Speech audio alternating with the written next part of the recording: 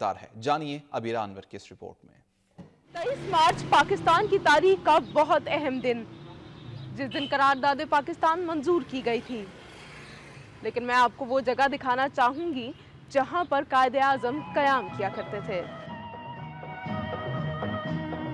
मिल्लत का पासबां है मोहम्मद अली जिन्ना, मोहम्मद अली जिन्ना। यह है ममदोट विला, जहां पर कायदे-आज़म ने पाकिस्तान को लेकर बहुत अहम फैसले किए। बहुत सी करारदादें यहाँ पर लिखी गई, जिनमें से एक 23 मार्च की भी है। आइए अंदर चलते हैं और आपको मजीद सैर कराते हैं इस ममदोट विला की, और आपको दिखाते हैं कायदे-आज़म की वो जगह जहाँ पर कायदे-आज़म बैठा करते थे और अहम फैसले किया करते थे। तस्वीर अज़्म जान वफारू है हुर्रियत। नवाब इफ्तिखार ममदोट कायदे-आज़म के बाएतमाद साथी थे, और यही वो अहम वजह है कि कायदे-आज़म हर बार लाहौर आते तो यहाँ पर यानी कि ममदोट विला में ठहरा करते थे। मिल्लत का पासबां है मोहम्मद अली जिन्ना, मोहम्मद अली जिन्ना।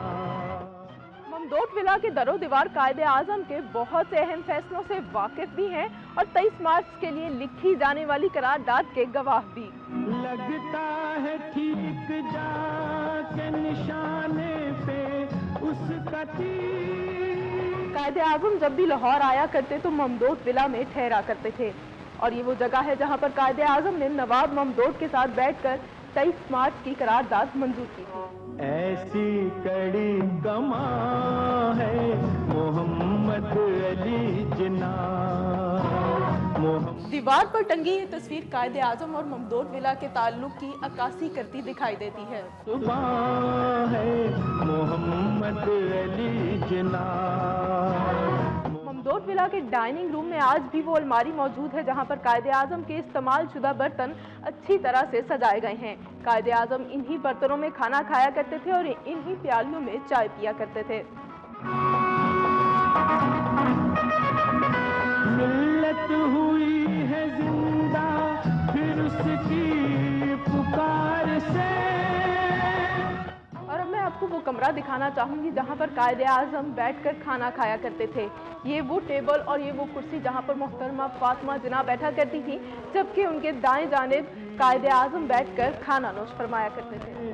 मोहम्मद अली जिन्ना, मोहम्मद अली जिन्ना।